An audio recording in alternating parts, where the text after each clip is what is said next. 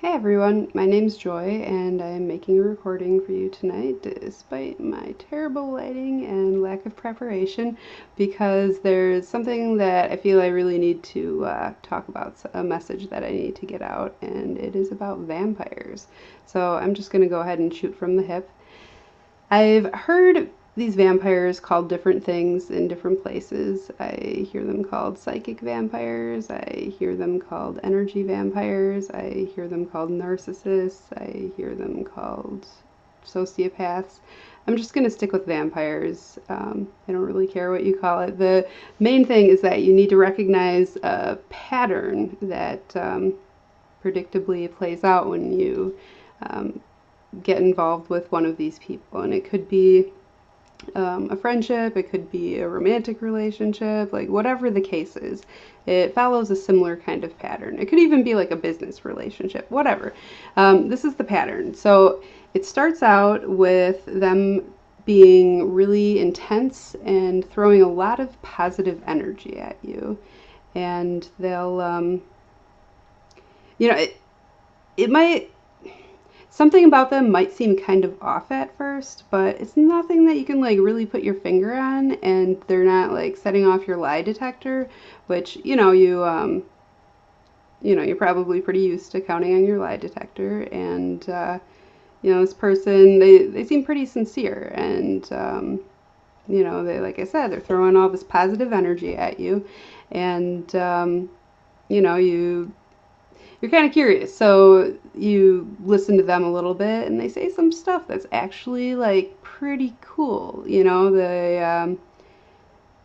They come up with things that seem wise or insightful, and you're like, yeah, you know what, that makes sense. And then they'll say something where you're like, I don't know about that, and you ask them about it, and they give you an explanation that seems pretty decent. So you keep talking to them, and basically what ends up happening is they're throwing this positive energy at you, and it ramps up pretty quickly. Before you know it, you're spending a lot of your time and energy talking to this person or hanging out with this person, and they're telling you about how special you are. I mean, they may not use that word, but in some form or another, they're telling you that you're, unusual, special in some good way. And they are too. And the connection that you have is really special as well. And specialness is a big thing. Like I said, they might not call it that. They may put it in other terms. And pretty soon you'll find that they're getting a little bit possessive of your time and energy, and if they explain something to you and they put it a certain way, and then you're like, oh, I talked to so and so and they said blah blah blah, like they might get kind of irritable about that. In fact, they will often talk about whatever subject as if they're very, very certain of what they're saying. They're very confident, and if you happen to know otherwise, or if it doesn't sound quite right and you question it, a lot of times they'll snap about it, and then like kind of keep moving along like nothing ever happened, or they'll argue. They'll make a joke about it. The one thing that they won't do is admit that they're wrong. You won't see much of that. They will also have stories about things that have happened in their life that are just so incredibly unfortunate that you almost can't believe it. Like, people have treated them so poorly that you're like, wow, like I can't believe people like this exist, or like a situation like that could actually happen. Well, it probably didn't, and that's why it seems that way. But they at this point, there's a certain amount of trust developed, and you kind of just keep rolling with it. And then the next thing that happens is You start noticing inconsistencies. You know, they say one thing one time and they're very sure about it, and then they say something else another time and it contradicts it, and you're like, what's all this about? And if you mention it, they either gloss over it almost like they didn't even hear it, or offer an explanation that doesn't really explain it and then like keep going on to something else, or they come up with something that's pretty reasonable. Any of those things is possible. But you will start to notice inconsistencies, and again, these people are not setting off your lie detectors. So it's easy to give them the benefit of a doubt because they seem sincere and they seem well intentioned. So at this point, you're going to start noticing that they're not always nice. Like they display sometimes an almost alarming lack of compassion in a situation, or lack of understanding. They're handling somebody and you're like seeing the way they're handling this person, and you're like, well, maybe the situation is this, and you like try to talk to them about how the other person might be feeling or the other person's perspective, and they will have answers about how the person has mistreated them in the past, or how they've seen this before and this is what ends up happening, or how the person is feeling this or that. They're like experts in how other people are feeling. They will tell you with absolute certainty how people in your life feel about you, and that sort of thing.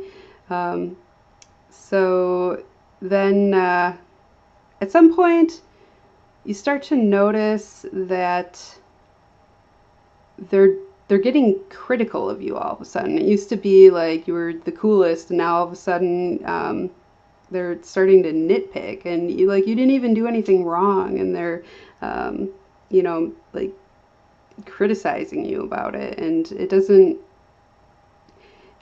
seem to make sense, and you're not sure what's going on, and you try to you're treating them with good faith, and you try to get it sorted out, and maybe they're pretty good at smoothing it out, or maybe you haven't experienced something like this before, so you just want to believe that they're having a bad day or whatever the case may be, and you roll with it. And you'll also start to notice that they're the only one that's ever allowed to be in a bad mood. If you're having problems, if you're sad about something, if you're upset, that is unacceptable to them, but they can have a bad day. They can be super emo. They can be mad. They can do whatever. And that's okay. You'll also find that if you have any mutual acquaintances like that they find out about, a lot of times they'll be pretty quick to tell you, oh, that person screwed me over this way or that way, because, or like if you're about to meet somebody who like knew them from before, or if you do know somebody, because what ends up happening is these people screw people over basically, and or otherwise develop bad relationships with people, and people will actually try to warn you about them, and what they want to do is get to you first, and they'll tell you about the awful things that the person did to them, and the terrible character flaws that the person has, or whatever the case might be. Nothing's ever their fault. And you'll notice that in their stories too. They will tell you a lot of stories about how everybody did awful things to them. They don't tell a whole lot of stories about like one time I did this thing and I felt bad about that, or anything like that. Like nothing's ever their fault. And even though they're surrounded by a lot of drama, like none of it was started by them. It's always them being the victim. And let's see here. Eventually, you start to realize that you're not talking to your friends much anymore. You're not hanging out with them, and you don't remember the last time you talked to your family, and you're not sleeping as much as you should be, and you're messing up at work, and you're like, what is wrong with me? Like you start to, wonder what's going on. And what's going on is that this person has so much of your time and attention that you are failing to give attention to other things in your life that need your attention. And a lot of times people won't even notice that there's a problem until it gets to that point. But a lot of times they don't realize it even then. They don't recognize the pattern, so they stick around. And then the next thing that happens is they find themselves pretty drained. They're pretty exhausted at this point. This person has sucked up so much of their energy that they're not even functioning properly anymore. And bad things can happen in their life. And it could even be like their financial resources are getting messed up because of this person. Some of these people are really, really good at conning you into like buying them stuff or lending them money, or they'll like eat all your food or whatever the case might be. They can be pretty good at that. So, basically they're sucking you dry. They are sucking the life out of you. They are taking your energy in whatever form you're willing to give it. And, you end up depressed. And then they move on. You find a new person who's lively and has all sorts of energy and resources that they can suck up. So what they'll do at that point, once they have sucked all the life out of you, is tell you that you're bad for them and that they need to move on for their own good. So they'll like kind of ruin you and then blame you for it and leave, basically, is what a lot of times ends up happening if it gets to that point. So what are the things that should stand out about these people? I have already described some of the behavioral patterns, but there are other things that you'll notice. A lot of them lie a lot. Like they're not setting off your lie detector. And I think the reason that they're not setting off the lie detector, it could be because they don't feel bad about lying. Like when you would usually sense that someone's like internally, because they like actually would really rather not lie, like they feel a little bit bad about it. They don't have that going on. And I think maybe it's both of them, and it depends on the situation and depends on the person, but I think a lot of times they actually believe their lies, and that makes it really hard for somebody who has a pretty good lie detector typically, and who has come to rely on it throughout their life. It makes it pretty hard for them to spot this lie. Like other people around you are like, this isn't adding up, and you're like, oh no, like it's cool, like I know he's not lying to me, because you can tell when people are lying to you, and you can tell this person's being sincere, and maybe they are, maybe they believe their lies. So that can be a challenge with it. But eventually you start to realize all the things that they're lying about, and you start actually like following up on the things that they're telling you, and they turns out that they lie a lot. They lie constantly, and it's kind of silly. Like sometimes they'll lie when the truth would actually serve them better. It's a little bit baffling to me, but that's one of the red flags that you can look for. Another red flag is you might notice that they're not as kind and compassionate to like animals and children. And this should be a red flag with anybody. And you know, and I'm not talking about anything like ridiculous here. Like, I mean, we're all pretty much, you know, if somebody does something ridiculous, we're like, whoa. But, you know, it just doesn't seem quite right. You know, like they could be a little bit more understanding or a little bit kinder in this situation. And, you know, it'll rub you the wrong way a little bit. What else?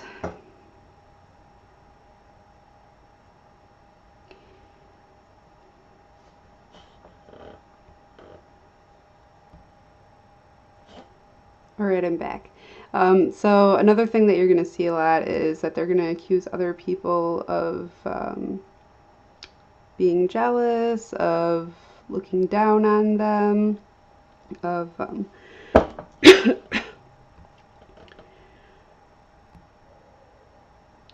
right. So back again. So another thing that you're going to notice is that they're going to accuse people of being jealous of them, of looking down on them, of disrespecting them, of like not respecting their authority, of you know, various image related things. They will be very image focused, though a lot of times they will try to hide the fact that they are image focused. It will still come out though in those types of things. Just remember, thieves are always worried that people are going to steal from them. Liars think other people are lying. One of the biggest red flags that somebody's cheating on you in a relationship is if they keep accusing you of cheating. So if somebody is talking a lot about like other people, you know, looking down on them or being jealous of them, or you know, like any kind of like image related thing like that, it means that it's something that they're very focused on themselves. And this is one thing, or they'll just straight up tell you that they're a proud person or something like that. I've seen that too. So that should be a red flag if you're seeing that. And you know, I think it's worth noting that spiritual communities and like even some like pretty like hardcore like religious environments and areas like that tend to really attract these people because they're able to come in and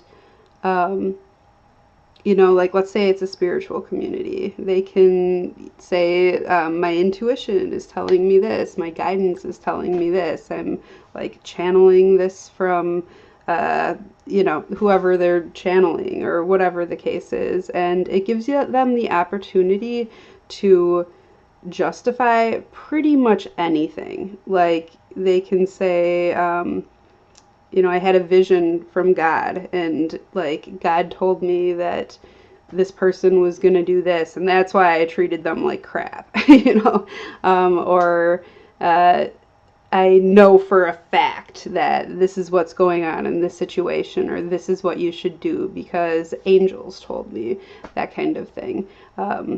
So,